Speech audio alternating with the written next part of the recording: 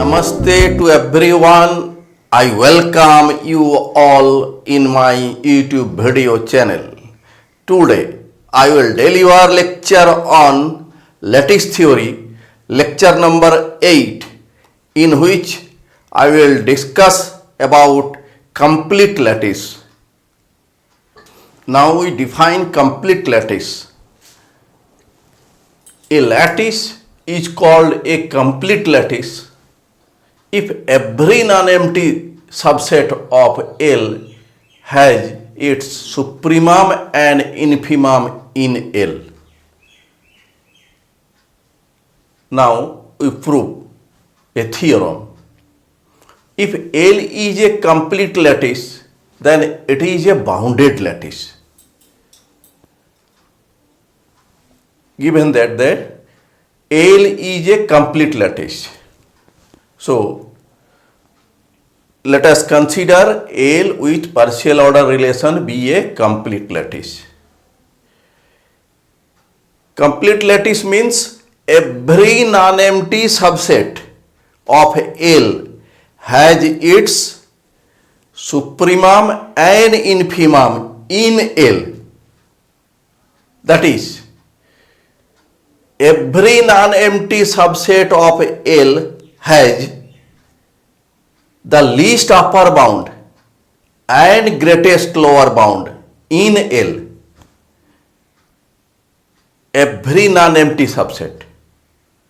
Here L is a non-empty subset of itself. Therefore, L has the least upper bound and greatest lower bound in it. That is, the greatest element and least element of L exist in L. Therefore, L is a bounded lattice. Now we prove a theorem. Every finite lattice is complete. Now prove. Let L with partial order relation, and this is meet and join, be two operations, be a finite lattice. Let S be any non-empty subset of L, that is, S is subset of L. Since L is finite,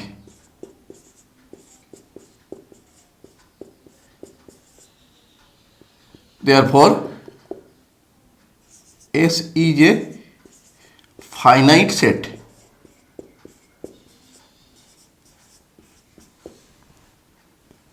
Let S equal to a set containing elements x1, x2, xn. Since L is a lattice, L is a lattice,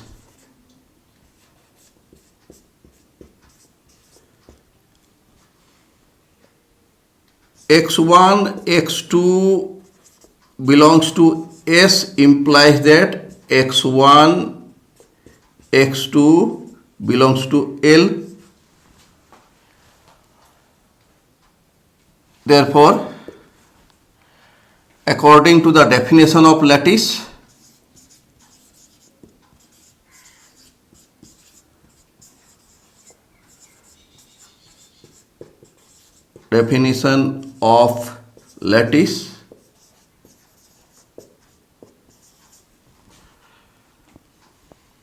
infimum of set containing elements x1, x2 and supremum of the set containing elements x1, x2 exist in L. That is,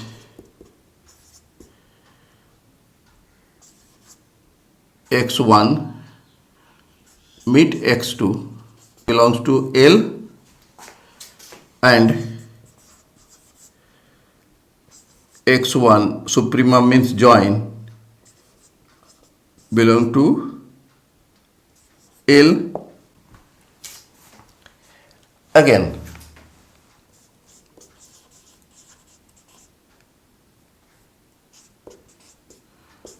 x1 meet x2 belongs to L and x3 belongs to L implies that x1 meet x2 meet x3 belongs to L according to the definition of the lattice. Infimum of this element and x3 belongs to L implies that x1 meet x2 meet x3 belongs to L. Similarly,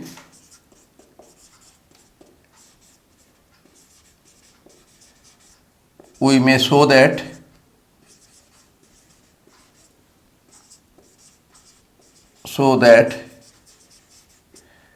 x1 meet x2 meet x3 meet xn belongs to L. That is, infimum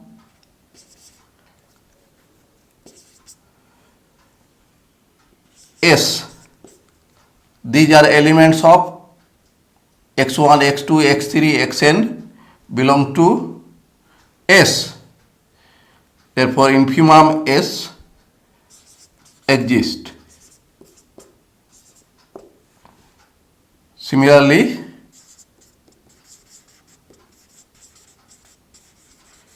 we may show that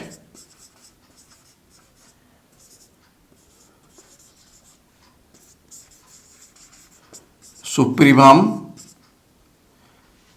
S exists.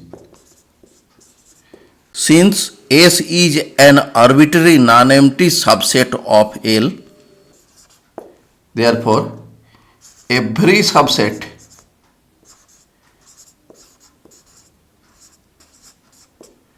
of L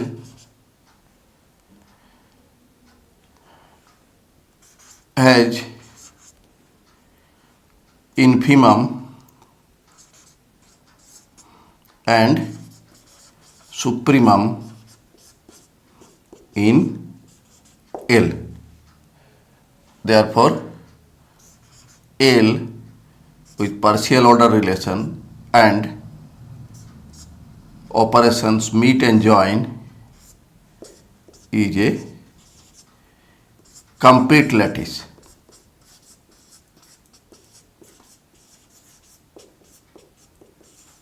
Proved.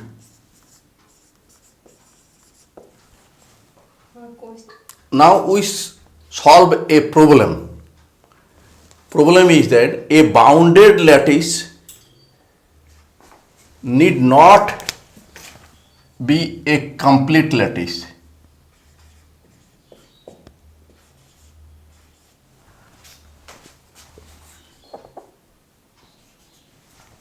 Proof. We shall prove this with the help of a particular example. If a statement is false in a particular case, we cannot claim that it is true in all cases. That is, statement is said to be false. So, we have taken an example. Let us consider L be a set containing x such that x is greater than equal to 0 and less than equal to 2, and also x is a rational number. The relation this is usual less than or equal to relation defined on L. Then it is obvious that L with this relation less than or equal to is a lattice. The least element of L is here 0 and greatest element is 2. Therefore, L is a bounded lattice. Now we shall show that L with this relation is not a complete lattice.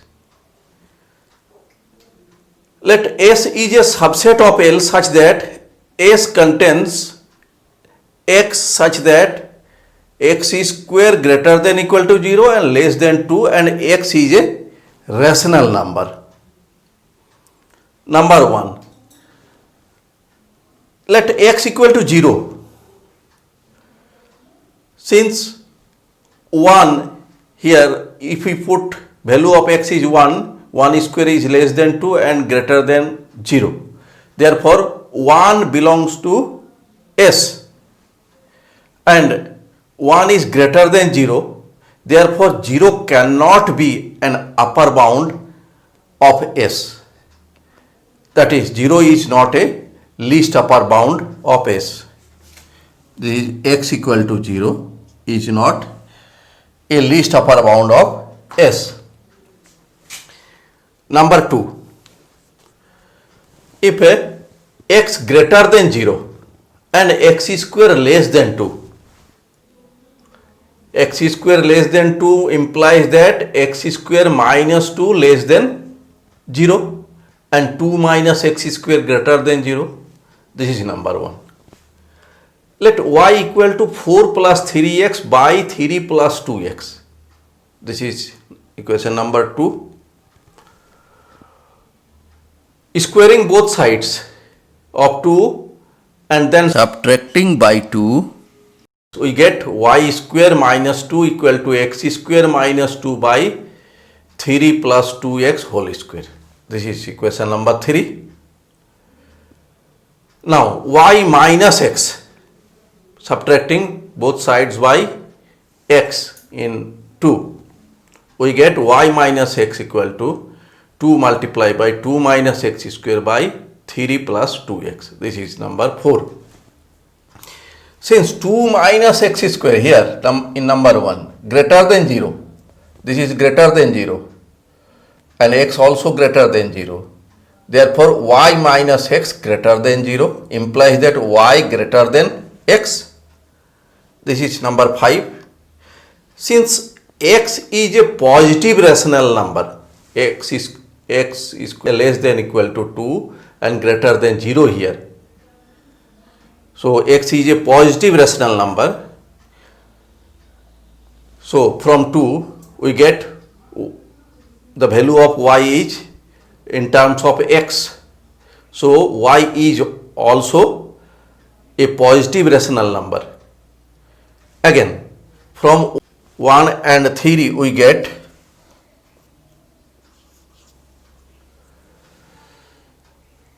here x square minus 2 less than 0 here. That means this is negative and this is positive. So, right side is negative. So, y square minus 2 is a negative, that means less than 0, implies that y square less than 2.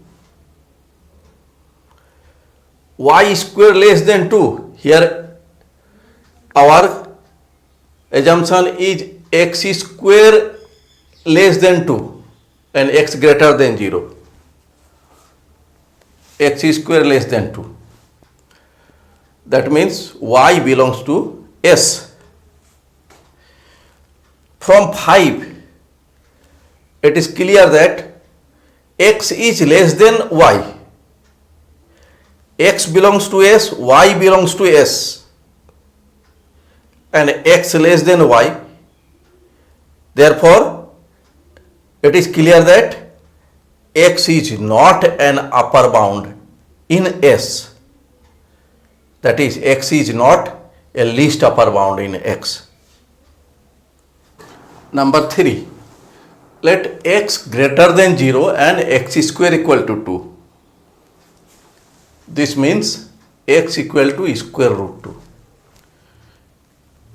Therefore, X is an irrational number. We are talking about the rational number. So, it is not the possible case. Number 4. Let X greater than 0 and X square greater than 2. X square greater than 2 implies that X square minus 2 greater than 0 and 2 minus X square less than 0. This is number 6. Let Y equal to 4 plus 3x by 3 plus 2x. This is number 7. Similar to case 2, Y square minus 2 equal to X square minus 2 by 3 plus 2x whole square, and Y minus x equal to 2 multiplied by 2 minus x square by 3 plus 2x. This is number 8 and this is number 9. Here x square minus 2 in 6, we see that this is greater than 0. This is greater than 0 and denominator also greater than 0. So, y square minus 2 greater than 0 implies that y square greater than 2. And here 2 minus x square, number 6, less than 0. This is less than 0. That means y minus x less than 0. That means y less than x. This is number 10 and this is number 11. Since x is a positive rational number, in S we have taken x is a positive rational number. Therefore, from 7, here y in terms of x is a positive rational number. If P belongs to S, if P is an element of S, then we know that P square is greater than equal to 0 and less than 2. Here we have assumed that y square greater than 2. That means here y square greater than 2, and in 11 x is greater than y. That means x square greater than y square. Here we write. Implies that p greater than equal to 0, y greater than p, x greater than y. This shows that x and y are upper bounds of S, because p is an arbitrary element of S, any element of S, and y and x are greater than p, then y and x are upper bounds of S. Here y less than x, both are upper bounds of the set S. So x cannot be a least upper bound of the set S. Since x is any rational number in L, therefore we conclude that no rational number can be the least upper bound of S. Hence, L is not complete. Proved. Now we prove a theorem. Theorem is that prove that dual of a complete lattice is complete. Let us consider L with relation R be a complete lattice in which R be the partial order relation defined on L. Let L R bar be the dual of L R. Given that LR is complete, that means any subset of L has infimum and supremum in LR, means the set lattice L with the partial order relation R. Let A equal to, small a equal to infimum of S in L with partial order relation R. This is number 1. This is infimum means greatest lower bound. That means A is related to X for all X belongs to S. According to the definition of dual, we interchange A and X, and in this place we give the relation R bar. Here we see that A is an upper bound of S in L R bar, as in case of less than equal to, we read this as X is less than equal to A for all X belongs to S. That means A is greater than all X belongs to S. That is, A is an upper bound of S. Let B be any upper bound of S in L R bar. Any upper bound. Upper bound means right side. B. X is related to with B. Relation is R bar. For all X belongs to S in L R bar. Again we take dual. In case of dual, R bar becomes R, and we interchange these two elements, B left side, X right side. Left side means lower bound.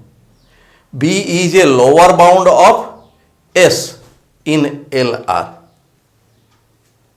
Here R, so this is LR. Is number 4. From 1, here we have seen that A is a greatest lower bound of S in LR. Infimum S means greatest lower bound. And in 4 we see that B is a lower bound of S in LR. Lower bound is less than equal to greatest lower bound. So we write B left side and A right side. This is lower bound, this is greatest lower bound. Again we make the dual. In place of R bar, A left side and B will be in right side. From 2 and 3 we see that A is the least upper bound of S in L R bar. So least upper bound means supremum. A equal to supremum of S in L R bar. From 1 we see that A is greatest lower bound of S in L R bar, and in 5 we see that A is least upper bound. Supremum S means least upper bound in L R bar.